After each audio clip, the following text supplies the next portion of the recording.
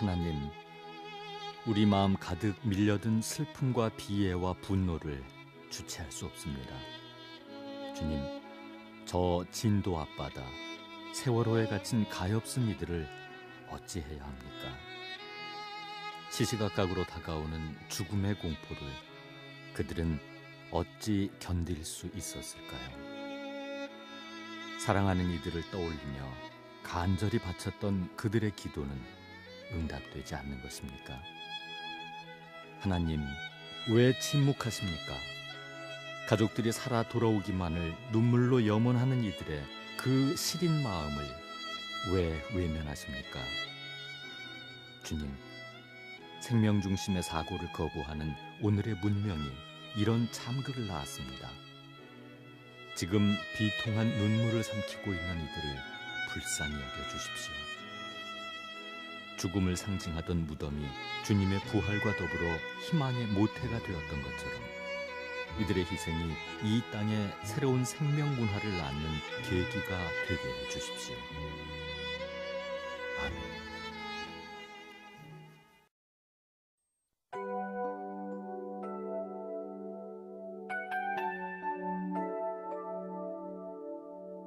예수 그리스도의 부활은 하나님의 계획과 뜻이었습니다. 예수 그리스도는 성경대로 죽으시고 성경대로 부활하셨습니다.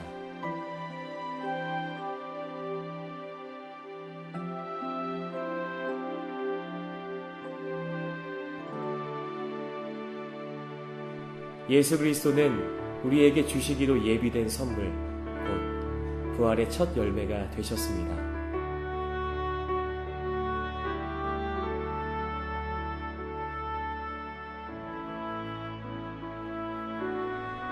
한 사람 아담의 죽음으로 모든 인간이 죽었듯이 한 사람 그리스도의 살아나심으로 모든 인간이 살게 된 것입니다.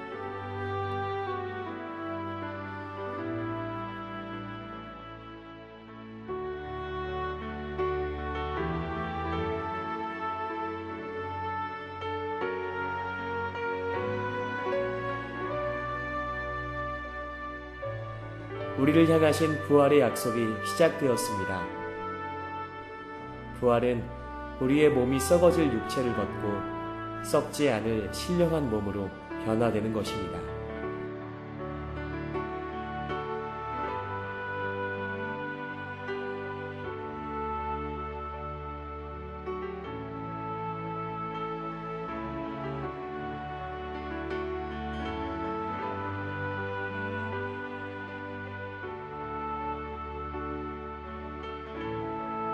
하나님이 우리에게 부활의 선물을 주신 이유는 사망의 법에서 놓이고 영원한 하나님의 백성으로 삼으시기 위해서입니다.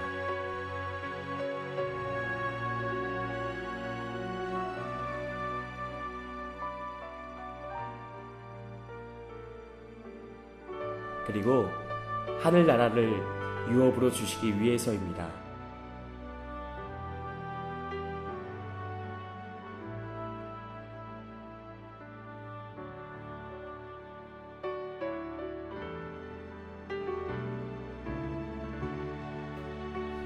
바울과 사도들이 전한 복음도 바로 이 부활의 복음이었습니다.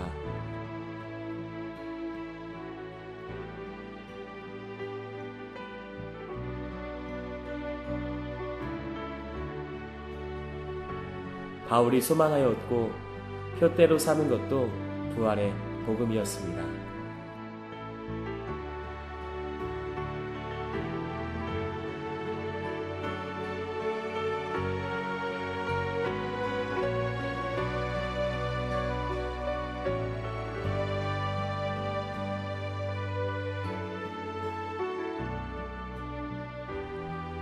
부활의 산 소망이 있었기에 바울과 예수님의 제자들은 기꺼이 순교의 사명까지 나아갔습니다. 베드로는 십자가에 거꾸로 달려서 죽었고 안드레는 X자 형태의 십자가에 못 박혀 죽었으며 요한의 형제인 야고보는 목이 잘려 죽었고 바돌로메는 산채로 피부가 벗겨져 순교했으며 도마는 인도까지 가서 복음을 전하다가 쇠몽둥이와 창에 찔려서, 빌립은 브리기아에서 기둥에 매인 채 맞아서, 마태는 애굽에서 칼에 맞아서 거리에서 암살되었고, 다데오는 페르시아에서 도끼에 맞아 순교했습니다. 여러분은 어떻습니까? 여러분의 마음속엔 부활의 믿음이 심겨져 있습니까? 신앙의 선조들에게도 확실한 부활의 믿음이 있었습니다.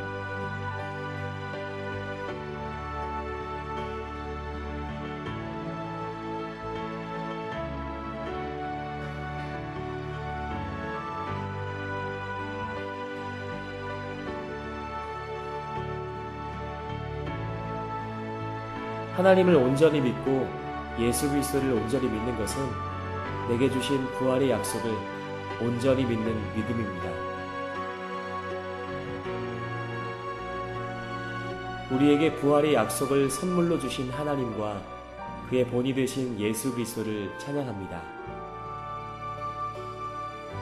이번 부활절, 예수 그리스도의 부활을 기뻐하고 우리에게 주신 부활의 소망을 품는 성도들 되시길 축복합니다.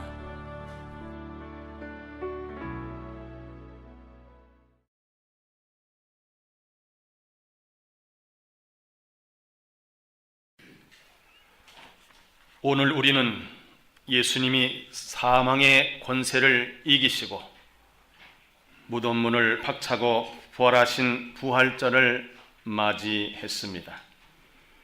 그러나 우리는 오늘 참다한 마음으로 이 자리에 왔습니다. 꽃도 피지 못한 학생들이 당한 희생과 고통은 우리 어린들이 회개하지 않은 죄요, 하나 되지 못한 죄요, 총체적 안전 불감증이요, 인명경시, 적당주의, 대충대충, 빨리빨리, 그리고 돈 때문에 일어난 참사입니다. 2014년 부활절을 맞이하여 진도 앞바다에서 세월호가 침몰했고 희생당한 영혼과 유가족을 위로하고 실종자의 무사귀환을 위해 합심하여 기도하여 그들의 고통과 희생이 헛되지 않도록 우리 모두 회개하고 다시 이런 끔찍한 사건이 없도록 다짐하며 하나님의 말씀을 듣고 부활신앙으로 승리하는 삶이 되시기를 주님의 이름으로 위로하고 축복합니다. 기독교 복음의 핵심은 무엇입니까? 십자가와 부활입니다. 우린 사순절 기간 동안 십자가를 묵상하면서 말씀과 기도로 경건한 삶을 살기로 결심했습니다. 그래서 오늘 부활절을 맞이하여 오늘 설교 제목을 부활신앙으로 승리하는 삶으로 정했습니다. 우리가 부활신앙을 가지고 승리하는 삶을 살기 위해서는 먼저 알아야 될 것은 예수님의 부활은 역사적인 사실이라는 것을 알아야 되고 믿어야 되고 증거해야 합니다. 예수님은 이 땅에 오시기 전에 이미 구약 성경에 부활할 것이라는 것이 곳곳에 예언되었고 예수님 자신도 예고하셨고 또 사망의 권세를 이기시고 3일 만에 부활하셨습니다. 베드로의 신앙 고백을 들으신 후에 첫 번째 부활 예고는 이렇습니다. 이때로부터 예수 그리스도께서 자기가 예루살렘에 올라가 장로들과 대제사장들과 서기관들에게 많은 고난을 받고 죽음을 당하고 제3일에 살아나야 할 것을 제자들에게 비로소 나타내셨다고 했습니다. 두 번째 부활의 예고는 귀신 들린 아이를 고치신 후에 갈릴리에서 제자들을 가르치시며 또 인자가 사람들의 손에 넘겨져 죽임을 당하고 죽은 지 3일 만에 살아나리라는 것을 말씀하셨기 때문이라고 했습니다. 세 번째 부활의 예고는 마가복음 10장에는 말씀입니다. 보라, 우리가 예루살렘에 올라가노니 인자가 대제사장들과 서기관들에게 넘겨짐에 그들이 죽이기로 결의하고 이방들에게 넘겨주겠고 그들은 능욕하며 침뱉으며 채찍질하고 죽일 것이나 그는 3일 만에 살아나리라 하시니라 그랬습니다. 예수님은 당신을 특별히 요한복음 11장에서 나는 부활이요 생명이라고 말씀하셨습니다. 그리고 친히 부활하신 후에 갈릴리에 모여있는 제자들을 두려워서 떨군 제자들에게 나타나셨습니다. 이날 곧 안식 후 첫날 저녁 때 제자들이 유대인들을 두려워하여 모인 곳에 문들을 닫았더니 예수께서 오사 가운데 서서 이르시되 너희에게 평강이 있을지어다. 이 말씀을 하시고 손과 옆구리를 보이시니 제자들이 주를 보고 기뻐하더라 그랬습니다. 예수님은 이 땅에 오시기 전부터 부활을 예언되었고 예수님 자신이 예고하셨고 예수님 자신이 부활이라고 말씀하시고 예수님 자신이 부활하셨습니다. 또 예수님의 부활의 역사적인 사실은 빈 무덤이 증거입니다. 이 세상에 예수님 외에는 즉 석가모니나 소크라테스, 공자, 맹자 등 어떤 사람도 죽고 다 무덤 속에 있습니다. 그러나 예수님은 빈 무덤입니다. 이것이 부활을 상징하는 것이고 증거하는 것입니다. 마태복음 28장 5절과 6절에 보니까 천사가 여자들에게 말하 이르되 너희는 무서워하지 말라. 십자가에 못 박히신 예수를 너희가 찾는 줄을 내가 아노라. 그가 여기 계시지 않고 그가 말씀하시던 대로 살아나셨느니라. 와서 그가 누우셨던 것을 보라 그랬습니다. 누가복음 24장 1절로 3절에 보면 안식 후 첫날 새벽에 이 여자들이 그 준비한 향품을 가지고 무덤에 가서 돌이 무덤에서 굴려 옮겨진 것을 보고 들어가니 주 예수의 시체가 보이지 아니하더라 그랬습니다. 요한복음 20장 6절로 7절에 보도 시몬 베드로는 따라와서 무덤에 들어가 보니 세마포가 놓였고 또 머리를 쌌던 수건은 세마포와 함께 놓이지 않고 딴 곳에 쌌던 대로 놓여 있더라 그랬습니다. 어느 종교도 흉내낼 수 없는 것은 빈 무덤입니다. 또 예수님의 부활의 역사적인 사실 증거는 뭡니까? 부활의 주님을 만난 사람들의 증언입니다. 맨 처음 부활하신 예수님을 만난 사람은 11제자가 아닙니다. 그 당시에 천한 여인, 귀신 들렸다가 예수님께로 고침받은 막달라 마리아였습니다. 그 사실을 마가복음 16장 9절이 이렇게 기록하고 있습니다. 예수께서 안식 후 첫날 이른 아침에 살아나신 후 전에 7 귀신을 쫓아내어 주신 막달라 마리아에게 먼저 보이시니 그랬습니다. 또 예수님께서는 부활하신 후에 갈릴리의 제자들을 찾아갔을 때 그 당시에 도마가 없었습니다. 제자들이 이렇게 말합니다. 우리가 주를 보았다. 도마가 말합니다. 내가 그의 손에 못자국을 보며 내 손가락을 그 못자국에 넣으며 내 손을 그 옆구리에 넣어보지 않고는 믿지 않겠다. 그러니까는 8일 만에 예수님이 나타나셨습니다. 그리고 도마에게 이렇게 말씀하십니다. 네 손가락을 이리 내밀어 내 손을 보고 네 손을 내밀어 내 옆구리에 넣어보라. 그리하여 믿음 없는 자가 되지 말고 믿는 자가 되라. 도마가 대답하여 이르되 나의 주님이시요 나의 하나님이시다. 이렇게 고백했습니다. 바울은 고린도전서 15장 3절로 4절 이렇게 증거합니다. 내가 받은 것을 먼저 너에게 전하노니 이는 성경대로 그리스도께서 우리 죄를 위하여 죽으시고 장사 지난 바 되셨다가 성경대로 삶에 다시 살아나셨다고 했습니다. 사랑하는 성도 여러분, 예수님의 부활은 역사적인 사실이고 그것은 증명이 되는 것입니다. 구약 성경에서 예언되었고 예수님 자신이 말씀하시고 예고하시고 친히 부활하셨기 때문입니다. 빈 무덤이 예수님 부활의 명백한 증거입니다. 부활의 주님을 만난 사람들의 증언이 바로 역사적인 사실을 증명하는 것입니다. 그럼 오늘 저와 여러분은 이 부활의 신앙의 근거가 무엇입니까? 첫째는 바로 예수님의 약속이기 때문입니다. 요한복음 11장 25절 26절에 보면 예수께서 시대 나는 부활이요 생명이니 나를 믿는 자는 죽어도 살겠고 무릇 살아서 나를 믿는 자는 영원히 죽지 아니하리니 이것을 내가 믿느냐. 아멘입니다. 내가 믿나이다. 이렇게 마르다는 고백하지 않습니까? 요한복음 3장 16절도 예수님이 말씀하십니다. 하나님이 세상을 이처럼 사랑하사 독생자를 주셨으니 이는 그를 믿는 자마다 멸망하지 않고 영생을 얻게 하려 하심이라 그랬습니다. 요한복음 5장 24절에 보면 내가 진실로 진실로 너희에게 이르노니 내 말을 듣고 또 나 보내신 이를 믿는 자는 영생을 얻었고 심판에 이르지 아니하나니 사망에서 생명으로 옮겼느니라 그랬습니다. 요한복음 8장 51절에 보면 진실로 진실로 너희에게 이르노니 사람이 내 말을 지키면 영원히 죽음을 보지 아니하리라 그랬습니다. 예수님의 약속은, 예수님의 말씀은 묻지도 따지지도 말고 무조건 아멘입니다. 왜 그렇습니까? 진리이기 때문입니다. 또 사도들의 증거가 바로 저와 여러분의 부활신앙의 근거입니다. 베드로는 오순절을 맞이해서 성령의 충만함을 받았습니다. 그를 견딜 수가 없었습니다. 부활하신 예수님을 전해가는 그런 마음이 굴뚝 같고 불이 떼 일어나서 설교를 합니다. 그 내용이 이렇게 기록되고 있습니다.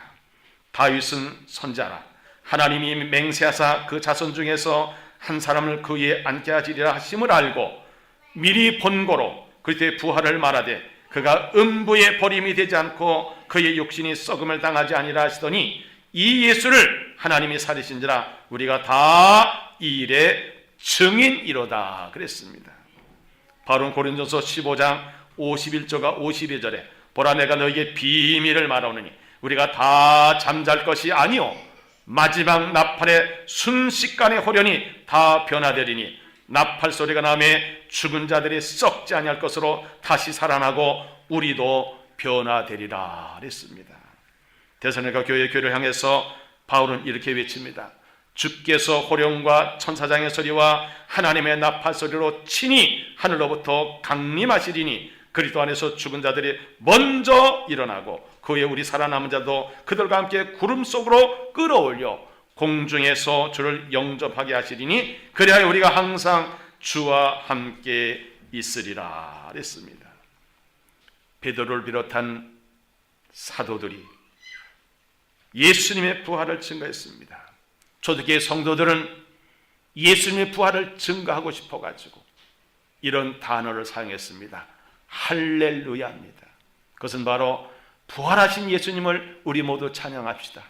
만나면 그런 인사라면서 모이면 부활하신 예수님을 찬양했다는 사실을 우리는 또 본받아야 되겠습니다. 그럼 우리의 신앙 고백은 어떻게 되어야 되겠습니까? 요한복음 11장 27절에 보면 마라는 이렇게 신앙을 고백합니다. 주여 그러하이다.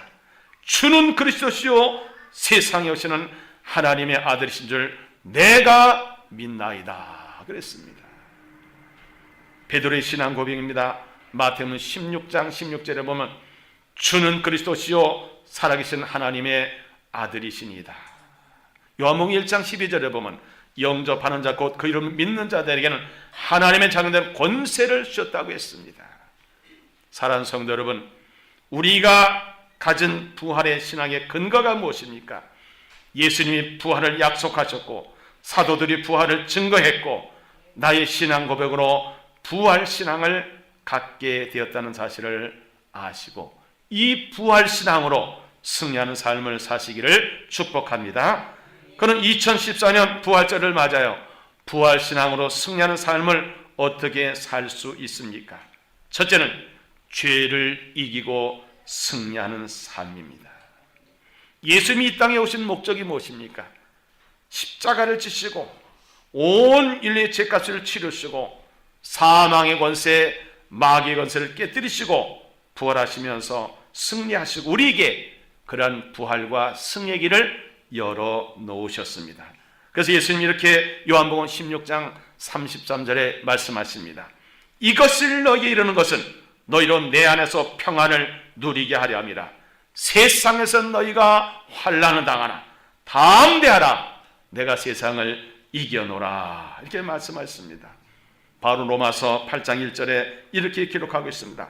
그러므로 이제 그리스도 안에 있는 자에게는 결코 정죄함이 없나니. 그는 로마서 7장에서 내 한 마음으로는 하나님을 잘 섬기고 싶고 한 마음은 또 죄를 짓고 있는 마음이 충돌한다 그랬어요. 그래서 탄식합니다. 오라! 나는 곤고한 자로다. 이 사망의 법에서 나를 건져낼 자 누구냐. 그는 로마서 8장 1절에서 그 해결책을 찾고 담대히 주장한 겁니다. 이제 그리스도 예수 안에 있는 자에게는 결코 정죄함이 없나니. 그렇습니다. 우리는 정죄받을 이유가 없습니다. 우리가 회개하고 부활신앙을 가지면 항상 죄를 이기고 승리할 수가 있다는 말씀입니다. 바울은 고린도 교회를 향해서 이렇게 또 외칩니다. 사망아 너의 승리가 어디 있느냐? 사망아 내가 쏘는 것이 어디 있느냐? 사망이 쏘는 것은 죄요 죄의 권능은 율법이라. 우리 주 예수로 말미암아 우리에게 승리를 주시는 하나님께 감사하노니 그러므로 내가 사는 형제들아 견실하며 흔들리지 말고 항상 주의 일에 더욱 힘쓰는 자들이 되라. 이는 너희 수고가 주 안에서 헛되지 않은 줄을 알미라 그랬습니다. 여러분 인생 가운데 때로는 지는 것 같고 실패하는 것 같아도 아닙니다. 여러분 승리가 보장이 되어 있습니다. 승리는 내 것입니다. 승리는 내 것입니다. 구세주에 보일러서 승리는 내 것입니다. 이 승리를 외칠 수 있는 저와 여러분 되시기를 축복합니다. 또 우리는 부활신앙을 승리하는 삶은 사망에서 해방과 자유를 누리는 삶입니다. 이 세상 사람들이 가장 무서워하는 게 뭘까요? 죽음입니다. 사망입니다. 그런데 바울은 로마서 6장 22절 23절 이렇게 외치고 있습니다. 그러나 이제는 너희가 죄로부터 해방되고 하나님께 종이 되어 거룩함에 이르는 열매를 맺었으니 그 마지막은 영생이라. 죄의 삭은 사망이요 하나님의 은사는 그리스도 예수 우리 주 안에는 영생이니라 그랬습니다. 로마서 8장 2절에서 이는 그리스도 예수 안에는 생명의 성령의 법이 죄와 사망의 법에서 너를 해방하였습니다 그랬습니다. 갈라디아서 5장 1절과 13절에 보면 그리스도께서 우리를 자유롭게 하려고 자유를 주셨으니 그러므로 굳건하게 서서 다시는 종의 멍에를 매지 말라. 형제는 너희가 자유를 위하여 부르심었으나 그러나 그 자유로 육체의 길을 삼지 말고 오직 사랑으로 서로 종노릇하라 그랬습니다. 우리는 예수 그리스도 안에서만이 참 자유를 누릴 수 있습니다. 왜냐하면 요한복음 8장 32절에 예수 이렇게 말씀하셨습니다. 진리를 알지니 진리가 너희를 자유롭게 하리라 그랬습니다.